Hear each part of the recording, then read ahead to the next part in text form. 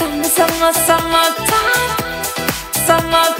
så du min, og jeg vild med dig. Summertime, honey, solen danser, du og jeg. Hver evig eneste morgen, Hi there, and welcome to your modern shaman, Maria in Rainbow Land. This is your weekly astrology forecast for all signs, and the collective report for the week commencing at the 19th of June until the 26th of June. So I'll probably edit this so that you see me sitting here, but you also see my journey from my house and all the way down to the shrine. I'm back in Tokyo, and I'm wearing the headphones because I want to make sure that the sound is all right. And these are my curtains.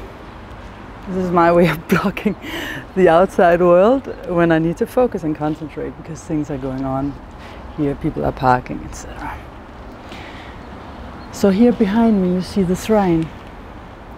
If you're watching me sitting here, and if you're still on my journey, you'll see it in a minute.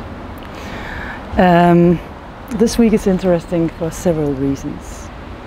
We have the solstice, meaning that we are going from spring into summer. Then we have Neptune stationary. Well, that already happened at the end of last week, Monday, because it's gonna go retrograde.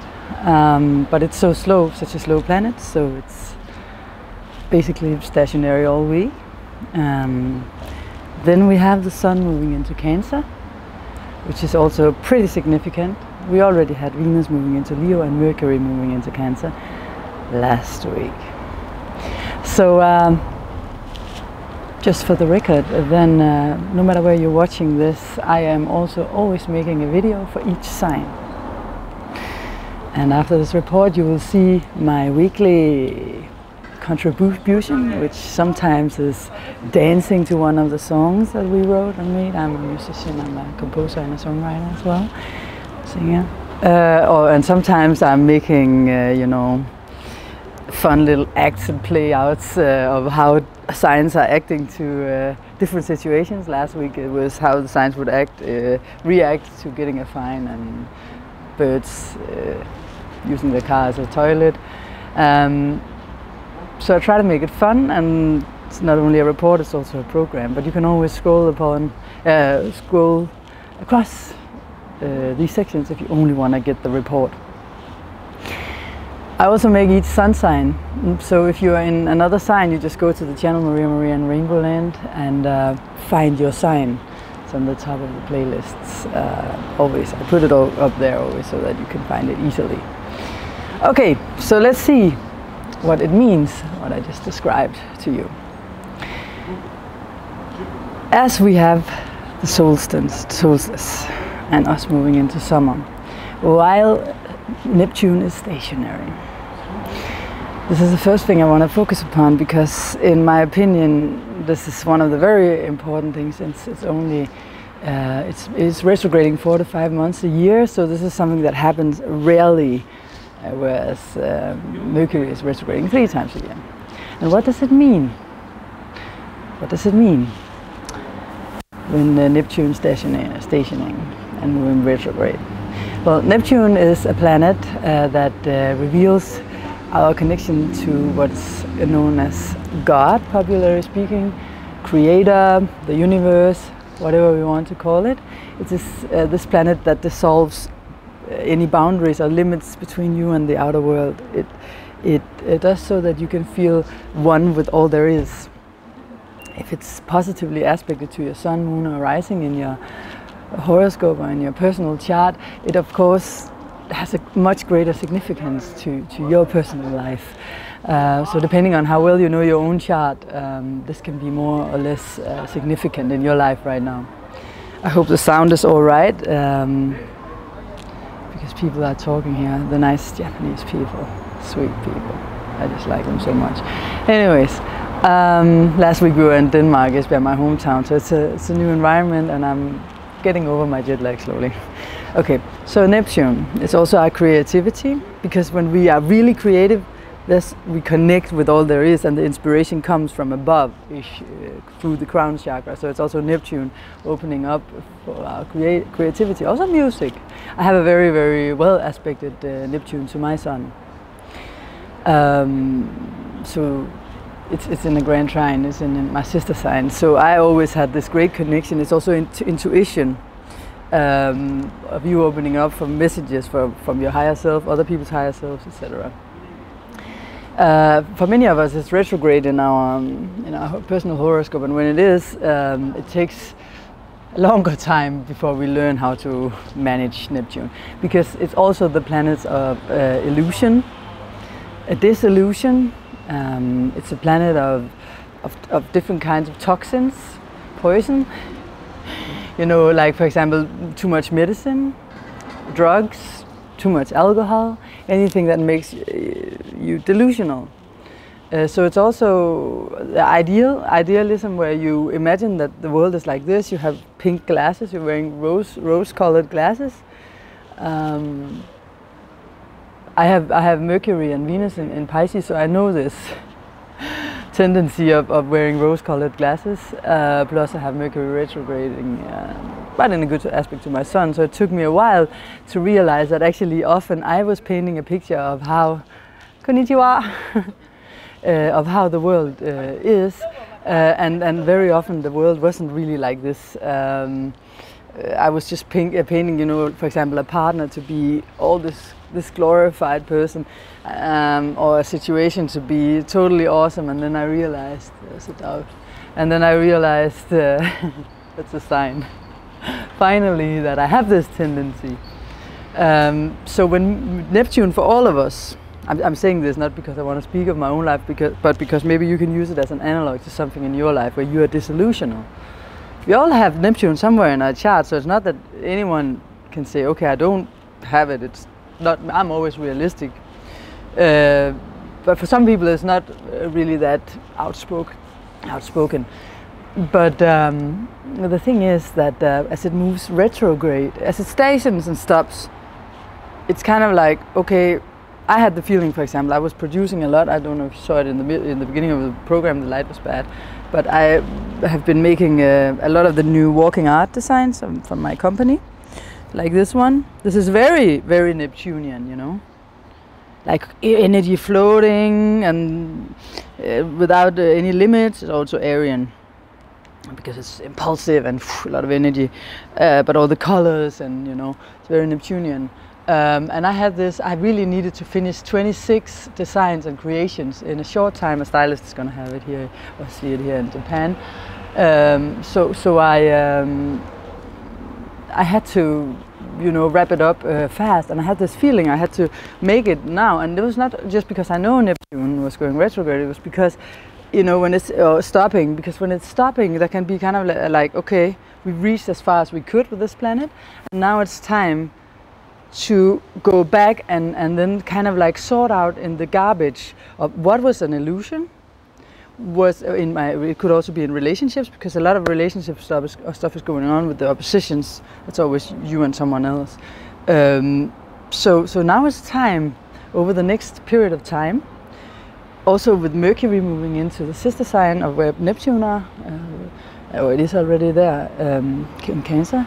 Of start trying to communicate your inner feelings to your partner, and with Saturn in opposition also this week to Mercury, this will bring forward communication that is realistic from now on and throughout the whole summer. These things are going on, you know, as we also have Jupiter trining, actually in when trine is going to come also between different things going through Cancer. At one point Mercury, then the Sun comes into Cancer, so that we already had Venus there, and this is about the depth of things, but in a realistic way, because we have Jupiter in Scorpio putting a light on. Jupiter is the truth, and Scorpio is the depth of what's going on inside of us on a very deep level. And Neptune is going retrograde, cutting out the illusions, making you realize the truth about this person, about this relationship, about this situation in your life about yourself, because often we attract people. And there's a dove again. We attract people. I always say that whenever something's happening, it puts an emphasis while I'm speaking. It's synchronicity, and it puts an emphasis. You can look up synchronicity and you'll see what it is. Jung was writing about it. It's interesting. Putting an emphasis upon what I'm saying. So this is about what I was just gonna say, that if you attract someone and this person annoys you in a way, it's probably, or just really triggers you, it's something you have to look within yourself. Is it something with me?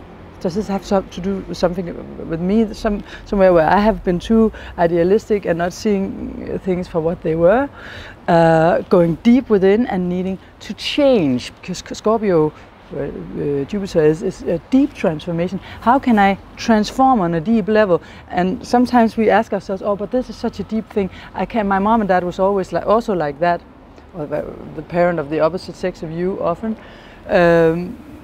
When it comes to, because we also have Mars in opposition to Venus, between Leo and Aquarius. I'm trying to paint a picture here, and if you don't know about the planets, leave them out.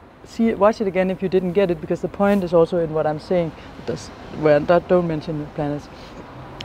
It's something to do with other people. It's often something we have with us from our past, repeating, being reflected in the outside world, whether you're single or you're with somebody. It can also be your own mind. Inside yourself you're having a dialogue.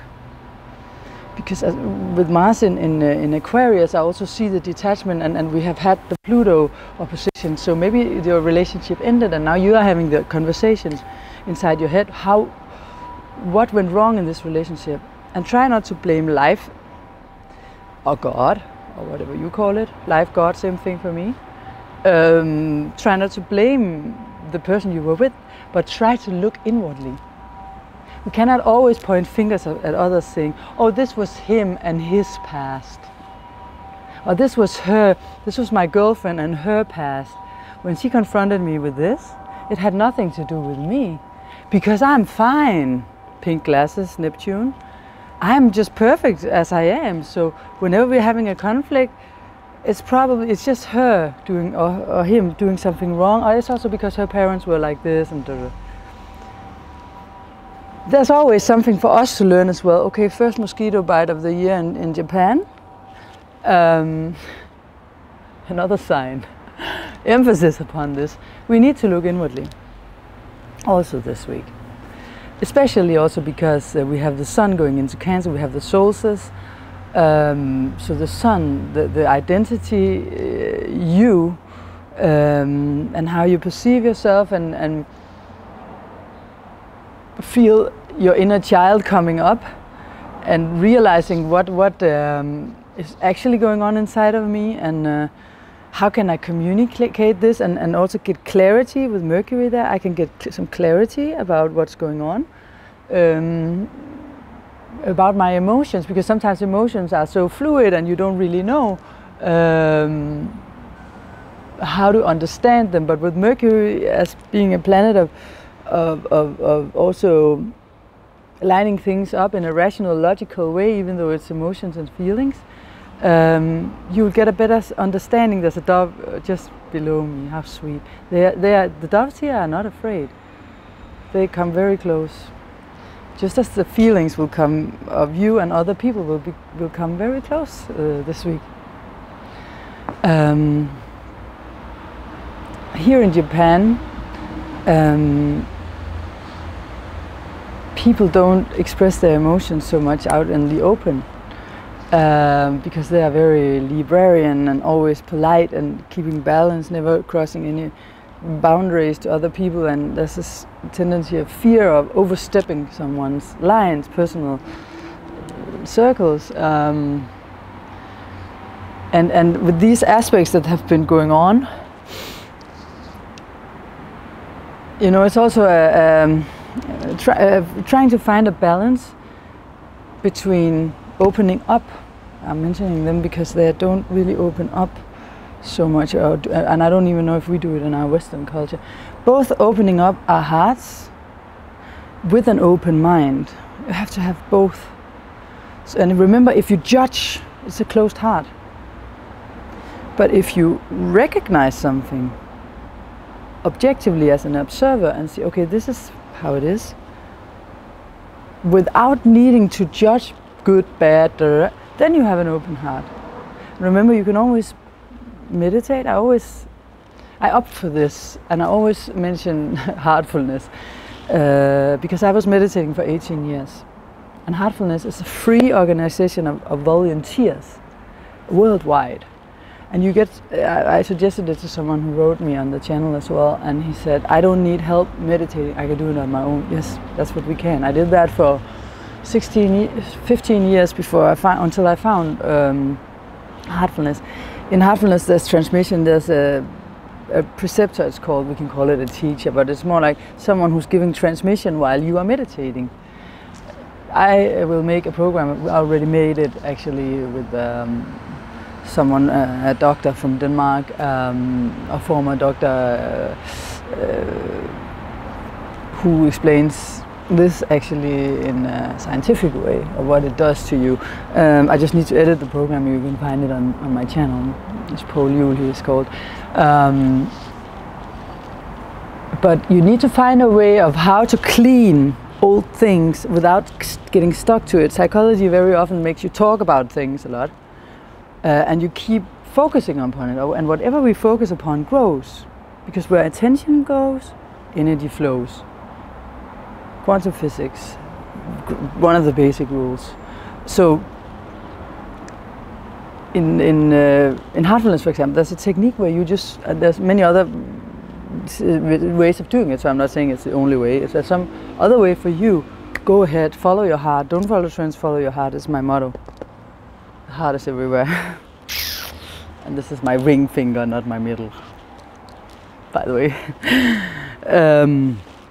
I also have hearts here. The thing is that in Heartfulness we have this cleaning process where we just release anything negative out the bag with it, and imagine it's just, we just ask. This is kind of like prayer or intention. We put our intention to that any complexity leaves our body, our system, without the back of the spine as black smoke, and you just trust that this is happening, no matter if your rational mind goes, but how can we prove it? Try it. I said, get your own personal experience and see if it helps.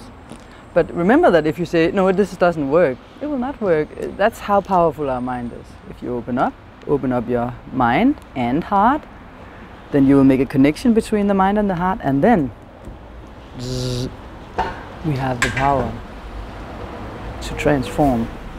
Another sign came, because this was also important, as the cow passed by. So, I think this was the most important thing to be said about this week. Unless there was something I forgot. Let me see. But there's some good aspects between Mercury, the Mercury trine between, as I said before, the Mercury trine between Jupiter and Neptune and Mercury will definitely give you a broadened perspective on things. It will make you have a positive outlook. Be careful about the Mars-Venus opposition, that you don't overstep someone's boundaries, balance out the masculine and the feminine. I talked about that last week as well, and I will talk about it more in the individual sun signs. So thank you very much for following me, and for the very positive feedback that I get from sweet and kind people. Thank you so much. This means everything to me. I'm guided to do this, and I don't get anything for it. It takes 2 to 3 days every time to make it, to edit and upload. And I encourage you guys, if you have anything to contribute to the world, where it's just coming from an open heart, you don't expect anything in return, I will tell you that this is one of the most beneficial things you can do. For yourself and for others. And remember, what we send out comes back. I get so much love back in return. Thanks for watching. And now to the other parts of the program, personal sun signs, and how to raise the different sun signs in short. There will be another program about raising your sun sign, your Aries daughter, your Gemini sun, your Capricorn daughter. There'll be a good long program about that also in the future, but for now I just make some small short tips. Thanks a lot. He.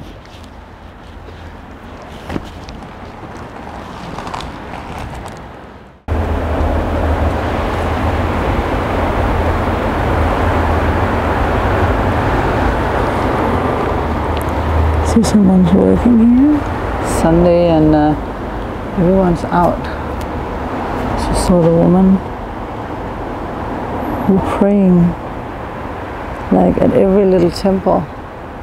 And if you notice the sticks close to the graves, they are different sayings. It can be the name of the one buried. It can also be a saying like, I was about to say YOLO, but you only live once. That's because in my Japanese class we were taught that Ohayou gozaimasu. We were taught that one sentence that meant that pretty much in English, but said in another way in Japanese. That was one of the things we were. They made us ride on a stick like that. So people are visiting. Simple, just as I am. Oops, let me control the camera properly. It's Sunday here, so of course for them it's a day to come out and see the beautiful treasures of Japan.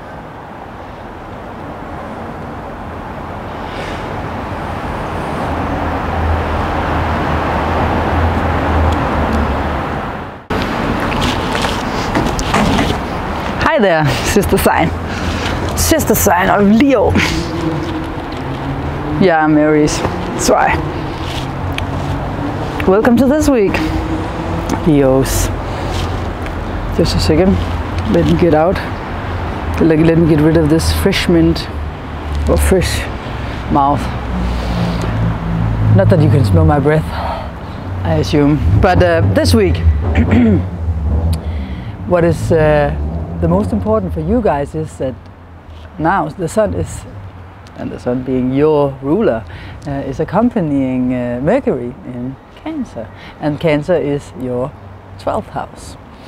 So wherever our planets go, our ruling planets go, there's an even higher emphasis upon what's going on here. So the 12th house is the house of things going on behind the scenes, first of all. Since you're being the stage person, this means that a part of you is going to want to withdraw and spend some time alone. It's about secrets as well. Maybe you have some secrets you need to look over, and why do you have them? Why are they secret? Maybe someone else is having secrets for you.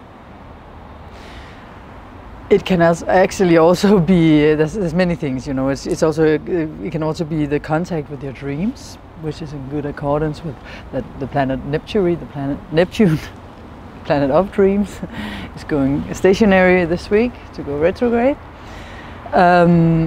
Maybe you have some dreams you need to withdraw and look upon and remember that you want to fulfill. It can also be hidden enemies, and this always, I prefer not to say it out loud, and then I did anyways. Maybe someone needed to hear it. But the reason why I don't say it out loud is because I want to spread positivity. But there's always something to learn from each situation.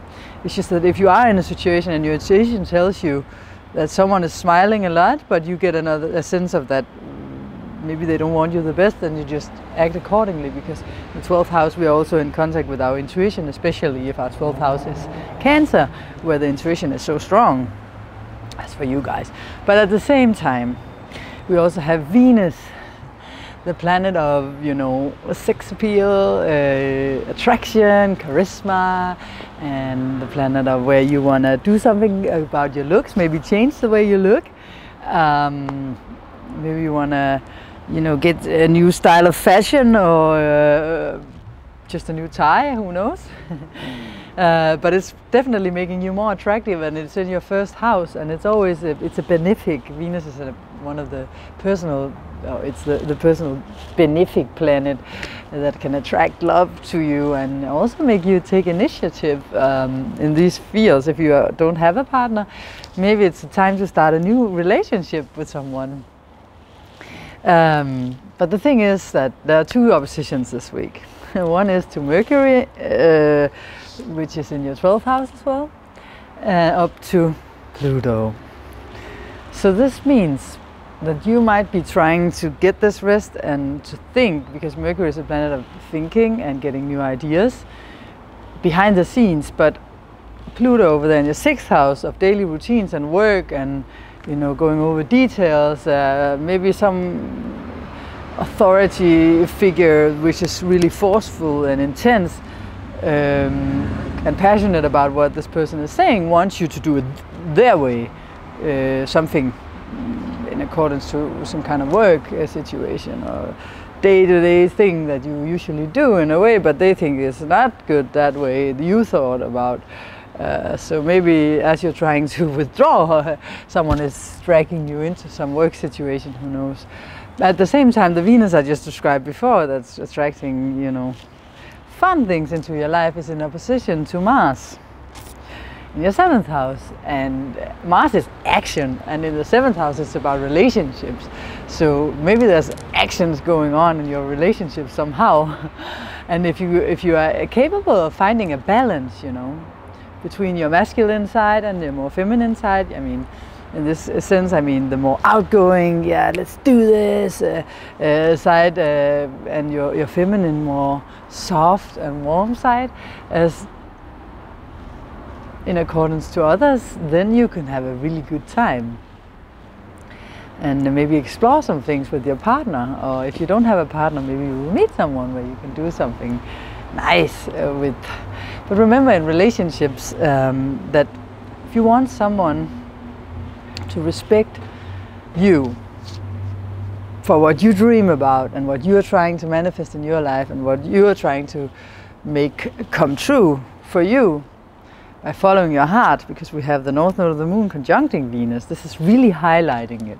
So it's not just, oh, there's a Venus in your sign, no, it's conjuncting the North Node of the Moon, which is our calling in life, what we are here for, our sense of what makes sense to us in this life. Then you have to remember that in opposition to this, we have Mars in the non-attached sign where freedom prevails in Aquarius. And it's about relationships, so it's about, you know, what Aquarius are so good at, setting the other person free to have their beliefs as they want. When Aquarius are good at their best, that's what they are really good at. Because they also need that freedom and space. And why I mention it now and here is that, remember that in order to get a good relationship, you only get what you give. That's one of the rules we know, right? You get what you give. So when someone else is telling you, this is my dream, maybe it's your partner, maybe it's even inside your head, who knows, if you're single. I really dream about this, he or she says. And that thing that they dream about is in conflict with something you dream about. Maybe they dream about traveling the world and going to find a new life abroad, and maybe all that you ever dreamed of was moving back to your hometown where both of you came from. I mean, so if it's that great of a conflict, of course I can see there's an issue here, but it's about that even though this was a strong one, it can of course be much smaller things as well. But even though someone else has a dream that's conflicting with yours, it's not about manipulating them into thinking something else. Not that you are terrible at doing this, but it's just that sometimes we just, all signs can you know, it's a part of being a human being. So once to persuade someone else into believing that they should see the world this way, because then we will make our dreams come true. You have to make space and room for the others as well, if you want them to make space for yours. So of course, if you criticize people all the time when they actually express their feelings to you, but they express what they want. Whatever, you criticize the way they raise their children, you criticize the way they speak, whatever you criticize, you have to remember that they will shut their heart because they won't feel safe around you. So judgment and criticism goes hand in hand. So if we can stop the tendency of criticizing other people in order to go into that space of the open heart where you're like, okay, this is their opinion, they came from that was their childhood, that was their past and upbringing, their parents were like this, so of course they're like this, and they have another goal in life than I have.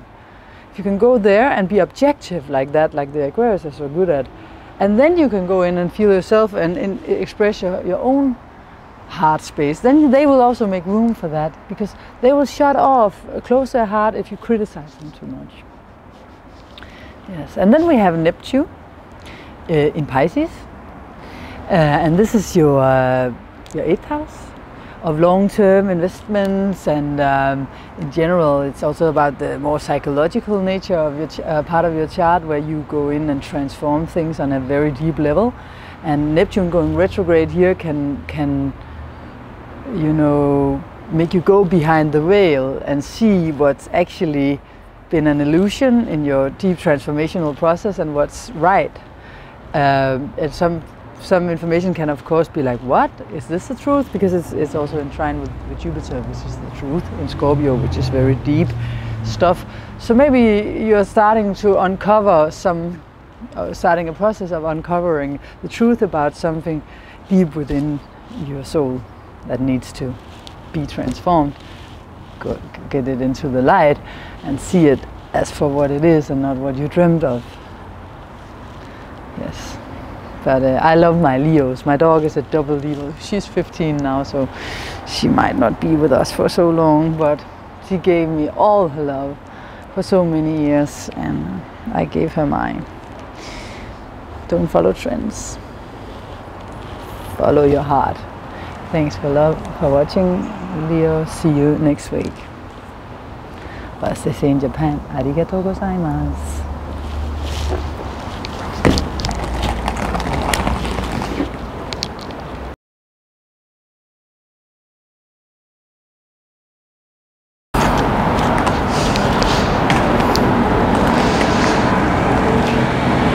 So I was forced to move.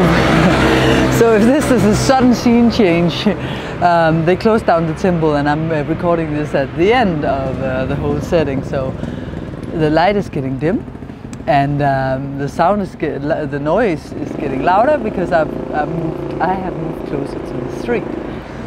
And this is the extra little thing for this week. I always make an extra thing, and this week it's about how to raise the different signs. Ouch.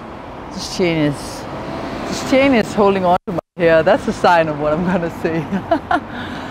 Okay, so I'm not saying that I'm an expert or anything like that at all. I'm just looking into each sign and imagine a kid what they will need to learn from the beginning of their life if they are a typical example of their sign. I will make a whole series of programs about this later on. I'm not saying when, because I think it's a very interesting thing about astrology and how to raise children, because the awareness of that your child chose to be a certain sign is telling you a lot about how you can help this child in this life.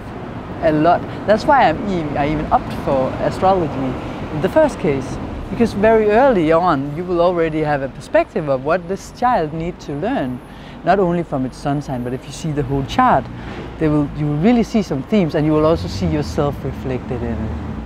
That's the interesting part if you're the parent. Okay, so there's a song that I want to sing just a few lines of because it reminds me of this. And it's the Fuji song that says, "Ready or not, here I come, you can't hide. I'm gonna find you and make you.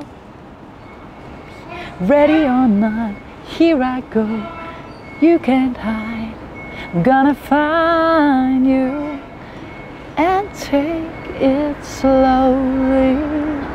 So, why do I sing this song? Actually, I sang the wrong line at first. The reason why I chose this song is that my experience or impression of how it is for parents to get a child is that whether you're ready or not, you're gonna get some truth revealed about your life when you get a child, and you'll be tried and tested in all ways possible, in your insecurities and everything, because they're gonna mirror whatever you suppress as well. You know, I can see that with myself. I have my own example as I have been mirroring what my parents have been suppressing. So, and I've also been mirroring the beautiful things, but also the challenges. You know, you can't hide. I'm gonna find you and take it slowly. So slowly, we need, our parents need to just accept and acknowledge that these trials are huge, and you cannot hide anything. You can't hide. It's gonna find you. So whatever it is that you don't want to see about yourself, the children will show you. So this was not only what this program was going to be about. We're going to start with Aries. Man, it's getting dark fast. I hope that we can get to finish this. So we are in a new setting here because it got too dark, the batteries ran out, and sometimes you just got to listen to the universe. So we start with Aries. So the Aries kid is the very, very lively, you know, full of sparkles and energy, and he's, he loves to just give it to the max, and has a lot of new spontaneous ideas, and starts a lot of projects, and you need to teach this kid to try to learn to finish what he starts, or not start that many, because it can be a stressful one later on in life. So they can also be very suddenly very angry, and then and they're shouting and yelling, and then quickly they calm down again. So you're dealing with hot temper, aggressiveness, and they're also the natural leaders, the first sign, so they know which way to go, and therefore they can be a little bit bossy. So you gotta, early on in life, try to encourage your little Aries daughter or son to get some good values, so that they can use the fire and the feisty fighting spirit to fight for the good, for love, or stuff like that. So the interesting part here is that I chose to take the section with the racing out and make a video of its own, and that is a video which is on top of my channel. So you just go in there and find it through there, or I'll place the video in the text below so that you can just go directly to it once you're done.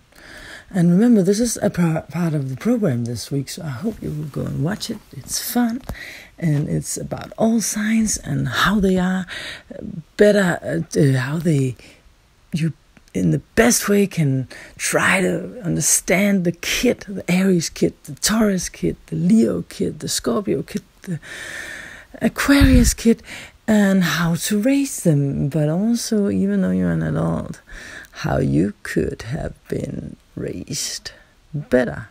But then again, I'm not an expert, so I'm not saying that I know it all, but I just know that the video would have been too long if I had placed it all together. It would have been more than 1 hour and 45 minutes. So check it out on the channel. See you next time. Don't miss out on it. Look how each sign needs to be raised. Summertime, summertime. Så du mina, jag vild med dig. Summertime, summertime. Honey, honey, så